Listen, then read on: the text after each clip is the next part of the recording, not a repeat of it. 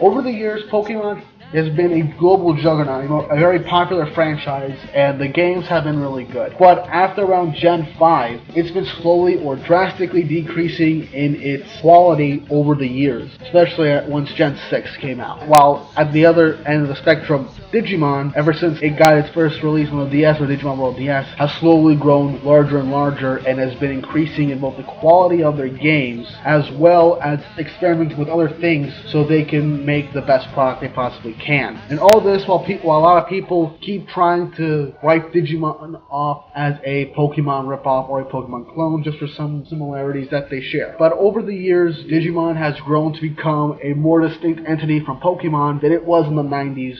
And even then, it was pretty distinct from Pokemon. I don't want to talk about the animes because it's kind of a landslide that Digimon beats Pokemon in the anime department, which is why I'm going to talk more about the games. Now on to what the video is about. Why do I believe that Digimon is better than Pokemon?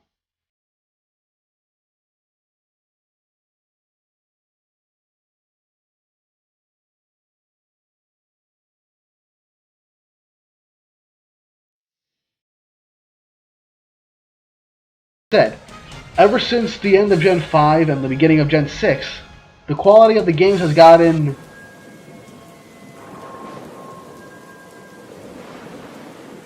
Pokemon originally was one thing that everyone was looking forward to every single year. When Red and Blue came out, then Gold, Silver, and Crystal, and then the remakes, and then Ruby and Sapphire, everyone was excited for the next new Pokemon game, whether it be an older game being remade with newer Pokemon added to the Pokédex and better graphics, or just a brand new adventure. That's something that everybody was excited about. I was always excited for a brand new Pokemon game when I was a kid, and as I was growing up, I was always eager to play the new games. However, the one thing that you need to remember is that Pokemon is an adventure-type video game. While, yes, the core appeal of the Pokemon game is to capture and train Pokemon for battles so you can complete the Pokédex and end up becoming the champion of the Pokemon League and take down whatever evil teams come your way. That's always what it's been. That's how Pokemon is. However, that's also its biggest problem. It's always been extremely generic in that one simple case. Because over the years, Pokemon has kind of decreased in the whole adventure aspect. Gen 5, I believe, was the peak because you got to explore Unova. Even though you had to get specific badges or complete certain things just so you can get to specific areas, I do have to say, with how they designed that region and how specific areas were, you really did feel like you were going on an adventure. And then when Black 2 and White 2 came out, it was not just like a copy and paste version of the initial game, but they added on to it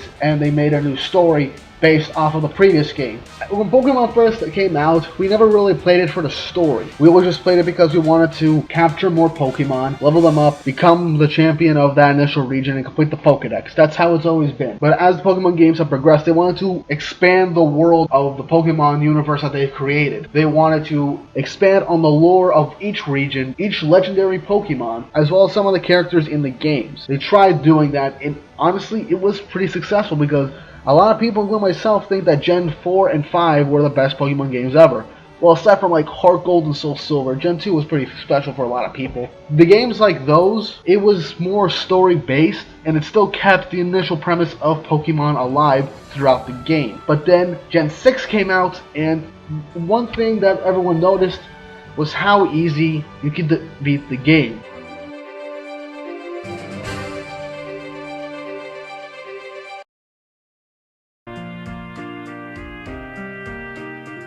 That was it? The game was still somewhat easy for everyone to beat. It was very hand-holdy. Every time you'd run into characters in towns or defeat your rival, you would get a crap ton of items, so you could go through the game a lot more easier. And the EXP share that was given to you, instead of giving it to a single Pokemon, that way you have to debate on which Pokemon you want to level up faster from your others that are low level, all of them got EXP. At first, me and a lot of other people would end up thinking that was a good idea, but in the end, it kind of defeated the purpose of how you trained each of your specific Pokemon, and it kind of got rid of the whole grinding aspect from the previous games. Even the original Pokemon games were difficult. Even though they were made for kids, They knew that some kids enjoyed the challenge of raising their Pokemon. That was the initial thing that you wanted to do when you captured a Pokemon. You wanted to train it, make sure it's the best version of that Pokemon that it could be. But as the games progress, while you can still do that, you put in less effort thanks to the EXP share and with the fact that you get either a lot more money from defeating rival trainers and everything, or when you just keep getting handed random items throughout the game without ever really earning it. Not to mention the gem battles, and even the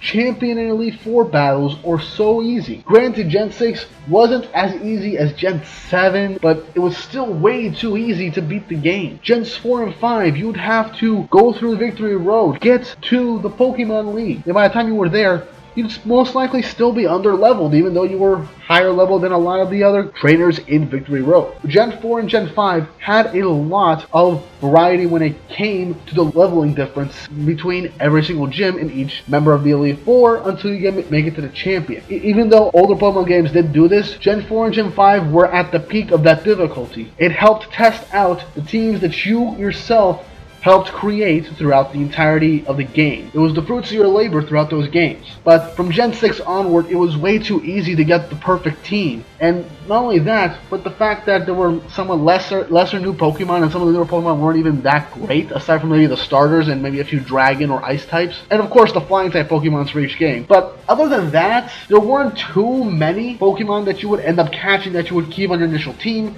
You would just capture some of the older Pokemon that would show up in the region. And that's what Gen 5 did good, because all of them were original Pokemon. Gen 4 had the majority of the region was new Pokemon. And that was the problem with a lot of the Pokemon games. Gen 8 had a lot more new Pokemon, and they actually did something that was smart. They capped off the Pokedex, no national dex, just whatever Pokemon that existed in that one single region. I know a lot of people were upset about this, but here's the thing. If you want a good Pokemon experience, it's good to have a sense of realism, because not every single Pokemon ever in existence will end up being in a single region. This gives you a chance to put more variety into your team and more thought into the Pokemon that you currently are available to capture. Was Sword and Shield very good games?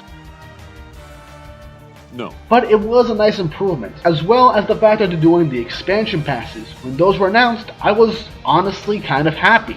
I'm gonna get those. But people were also upset with the fact that you have to pay for like the new Pokemon that are added with the expansion. But you also need to understand that the up to 200 extra Pokemon that are being added, it's just based off a free download, so you can just trade them in from Pokemon Home, I believe it's called now, as well as other people end up getting said expansion pass just so you can trade in for the newer Pokemon. But if the expansion pass is a good idea, because it allows them to add more areas to Galar, new areas for you to explore, maybe possibly new lore for you to end up discovering, new Pokemon, and of course the new legendary Pokemon that you've seen in the trailers. That is a step in the right direction for Pokemon, but the fact that it's still insanely similar to how it's been for the past 20 plus years, that's Pokemon's one major flaw. They've recycled the same thing over and over again. Even though a lot of Pokemon designs are still somewhat cool, a majority of the people go back to Pokemon between Gens 1 and 5 because those are the Pokemon that a lot of people either grew up with, or because they believe that those are just either familiar or really good Pokemon. In a world like Pokemon that are created like inanimate objects, it wouldn't really make much sense, but I'm reading too much into that portion of it. Now, the one thing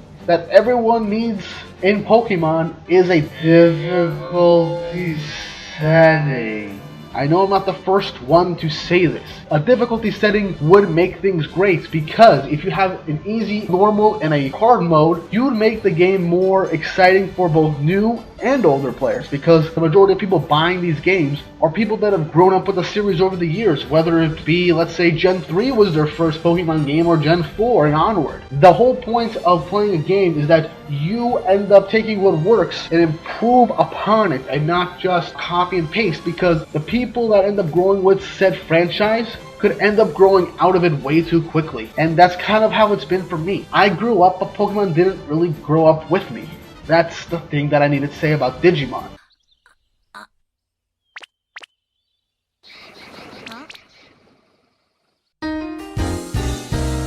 Digimon has grown up with its audience. Yes, people believe that it is a Pokemon clone, but it is not. It is insanely different, especially if you've actually played the Digimon video games. You can't just judge something based off of surface level appearance alone, which is why I'm going to start off with why I believe Digimon is such a better game than Pokemon, especially of late. Instead of having the whole adventure aspect of Pokemon as the main focus, and while it does have a pretty good adventure-like setting for a good chunk of the games, they always keep the story interesting and helps you end up being invested in the game itself. Not to mention the AI system and how the battles and how you obtain more Digimon and go through the game are. The basis of it was essentially from the Digimon World DS game, from what I can gather. That was the first Digimon game I've ever played, and I still love it to this very day. I mean, my favorites are Dawn and Dusk, because those are major improvements from Digimon World DS, but the basic thing about it is that you end up going into this brand new world that you get to explore, take on quests, collect Digimon by, instead of capturing them, you scan each Digimon every time you encounter it, and a lot of Digimon are difficult to find. That's the unique aspect of obtaining new Digimon. Every time you see a Digimon that you think looks cool or can digivolve into something a lot better, you will automatically scan it, and by the time it reaches 100%, you can end up converting it. But each Digimon has its own percentage that you scan every single time. Sometimes it'll be 5%, sometimes it'll be 25%. Sometimes you'll have to encounter it multiple times or just a few times, and you can end up getting that specific Digimon. And not only that, but the evolution process of a Digimon is different than Pokemon. When your Digimon reaches specific stats or a specific level, you yourself can choose whether or not you want it to digivolve. Sometimes it has to go well beyond the appropriate level of its digivolution just so you get the appropriate stats that you need. And sometimes even if you do digivolve your Digimon, it may need more stats than it can get, because whenever you digivolve a Digimon or convert a Digimon, it ends up having its own specific max level. The highest the Digimon's level can become is level 99. And so, in order for you to increase that level cap, you have to both digivolve your Digimon and de-digivolve your Digimon. The whole point of doing this is not only to just increase your level cap, but it's also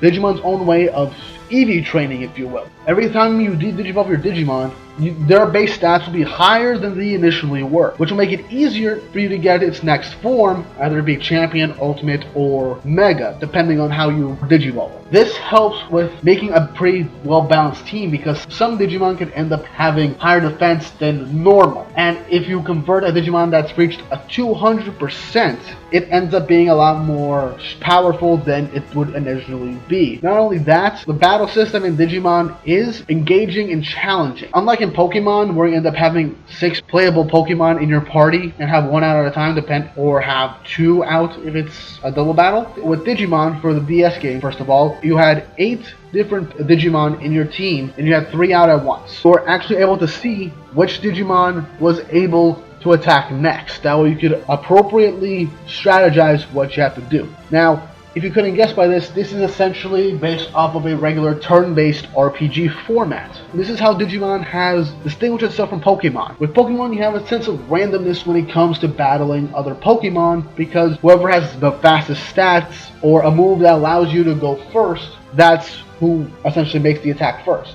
But in Digimon, well, if you're going with games that do the typical JRPG turn-based battle system, you can see which Digimon is next. That way you can appropriately strategize whether or not, okay, I'm going to use this guy to focus on healing, this guy to increase defense, or this guy to focus on attacking, or have all of them focus full-on attacks. And you can battle multiple Digimon at the same time, or big bosses. And the fact that a lot of Digimon have sub-skills that end up powering up like base stats of a party members that are in the front lines, or heal them, is something that I can appreciate, especially as I've gotten older. Digimon was originally an E for Everyone 10 and up game until it ended up getting a T rating for some of its future games, like Cyber Sleuth and Hacker's Memory, which are 2 of the best examples of a Digimon game. Those play upon the positives of the older games and expands upon them, as well as improve on some of the mistakes. You see, in some of the older Digimon games, whenever you digivolve a Digimon, their max level would increase, but they would stay at the level they digivolved from. In the newer games, especially in Dawn and Dusk, on the DS, and in Cyber Sleuth, whenever you digivolved or de-digivolved the Digimon, they would go back to level 1. This way, as you progress through the game, you wouldn't max out your entire team by the middle half of the game, because Digimon has many side quests and missions for you to complete in order to obtain specific items for gaining more XP if your Digimon is low level, or to get more money for specific items. With the Digimon games, it has the quest systems from other JRPGs so that you can further explore the worlds and dungeons in these Digimon games and increase the levels of your Digimon and train them so they can be up to par for the main story mission. While there are some side quests in the Pokemon games that aren't too difficult, or they're just, you end up getting some nonsense item or something that you really won't really need unless you're looking for that specific item. In Digimon, every item can be insanely useful. It can either increase base stats of a Digimon, it can be a held item to boost their stats, or a lower chance of getting paralyzed, poisoned, or put to sleep. It could also be its own version of a rare candy. It could give your Digimon a specific number of XP points, that way it's easier for you to level them up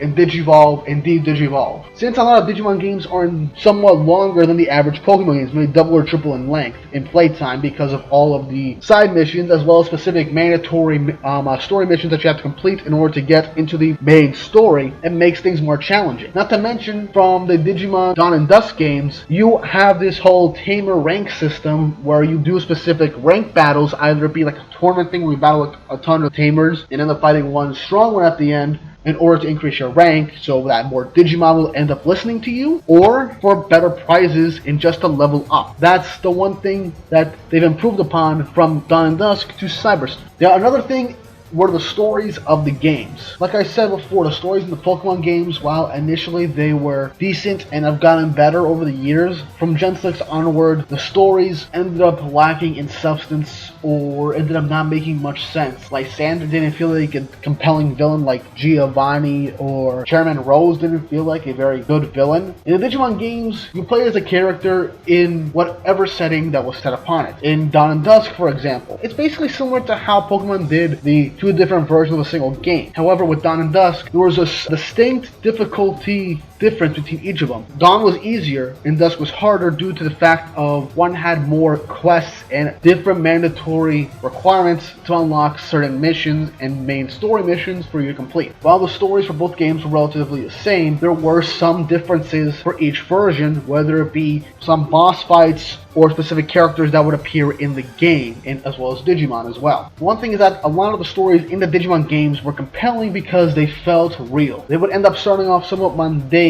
or simple quests, going day to day, helping out people in Digimon. This is something that Cyber Sleuth does very well. You start off as a detective or a hacker depending on which game you have. And with Cyber Sleuth, you help out a cyber detective, and with each new quest, it will end up unlocking a new story aspect of the games. The thing is that a lot of times some of the side missions were important to the main plot of the story, or was somewhat of a side plot to help flesh out the characters in these games, as well as flesh out some of the areas that you would explore. The thing you have to notice is that Digimon Story Cyber Sleuth and Hacker's Memory take place in the same world at the same time. Cyber Sleuth is the main continuity story. Hacker's Memory is a side story that has you play a character that is seemingly unremarkable, play through his own story and events while these main story stuff ends up happening. It's essentially like you're playing through the main story as a bystander, essentially, dealing with some of the aftermath of the main story, or what the main story could end up dealing problems for everybody else. It's a unique way of telling it, because this isn't just an upgrade of the previous game. While Hacker's Memory was shorter in length of both story and with some dungeons, they ended up adding characters into the games whose stories you can invest yourselves in, and it doesn't just feel like a copy and paste of the original. And the thing about it is that this story for Hacker's Memory is actually a bit more mature and investing than the main story, because while the main story is all about saving the world, the side story in Hacker's Memory is basically somewhat self-contained in a somewhat realistic area with just a bunch of hacker teams dealing with the aftermath and the consequences of the main story of Cyber Sleuth, which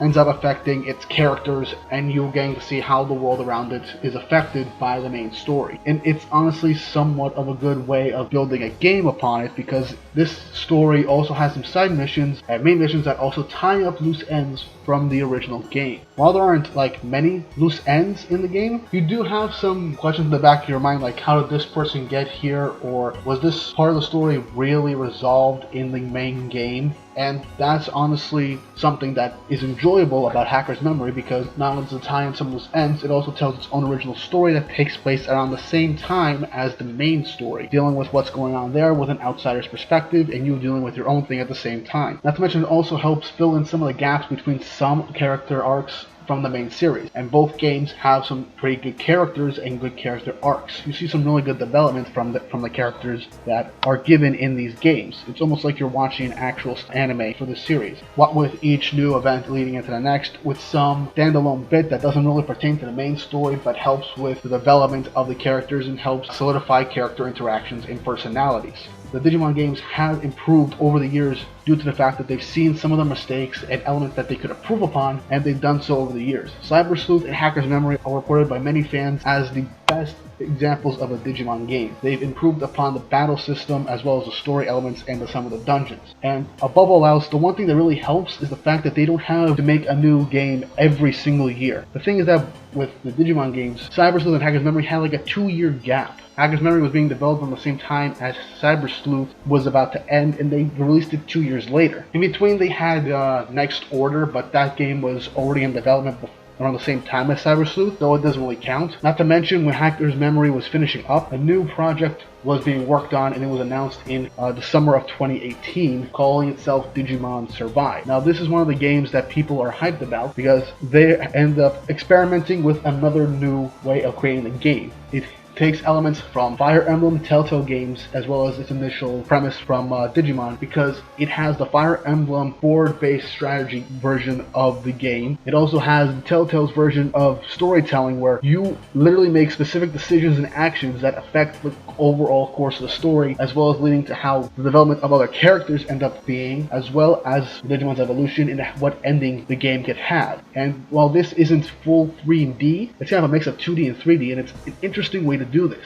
And this is the first main series Digimon game that's getting its first initial release on multiple consoles in years. Cyber Sleuth and Hacker's Memory, they were only released on the PlayStation, and to help introduce, like, let's say Pokemon fans who only play on the Switch to the Digimon games, they made Cyber Sleuth Complete Edition, which took Cyber Sleuth and Hacker's Memory, put it into one cartridge. You can pick between which game you can play into, and it's for the price of a single game, around $50, which is honestly a good deal. I myself played both games initially when they were both released on the PlayStation around 2 to 3 times already for each game, and when it was announced for Switch, I ended up getting it again for the Switch because it felt good to play a Digimon game on the go again. These aspects of Cyber Sleuth and Hacker's Memory have been improved upon, and it's something that Pokemon should learn from. If it's like 2 years between each game, people will understand. It's fine. Plus, with the fact that they released a Mystery Dungeon remake of Blue and Red Rescue Team as a single thing for the Switch, if we do something like that and on the side and have that in between each game release, that's perfectly fine. They had a panel at Anime Expo where they literally told us about the production of a new Digimon story game, as well as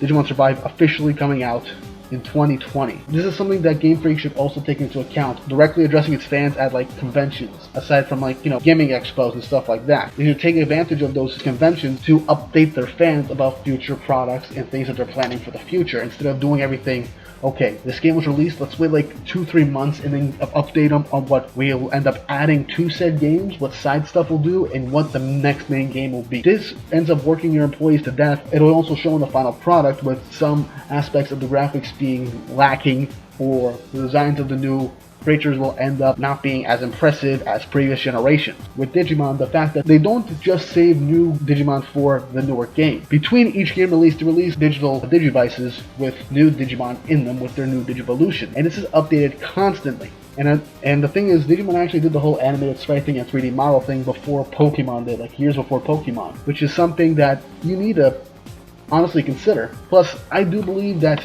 2D Pokemon was better than 3D. As much as I do love the 3D models, I feel like it was more simplistic in the fact that they didn't have so much framing work to do. It would have given more detail and life to the actual game, and more aspects of the game would have been improved upon, because Black and White were really great, and they were 2D Pokemon games. Due to the fact that they grew up with their audience, they had more creative freedom with the designs of the Digimon. They can be edgier, they can be cooler, they can even be based off of religion and myth. They have a whole lot more variety because of its diversity from Pokemon and the creative freedom for the designers of the new Digimon. Pokemon is stuck in the area where, okay, it's for kids. That's the mindset that Game Freak has pretty much set themselves into. They're stuck in that mentality that it's for kids, that they don't need a challenge, they don't need a compelling story to keep them interested. They just want to catch Pokemon and fight. That's really much it. And they don't want something too difficult. They have to end up giving their creators more time to breathe and fully make the experience of the game worthwhile. This way the game can be a real full product and everyone will be satisfied. I personally believe that the Digimon games have been getting better than Pokemon in this fact that it's growing up with its audience and knows what it is and what it's doing, what its main demographic is, as well as acknowledging some mistakes that it's had and improve upon it. While the Digimon games are rated T for teen, preteens can play it, adults can play it.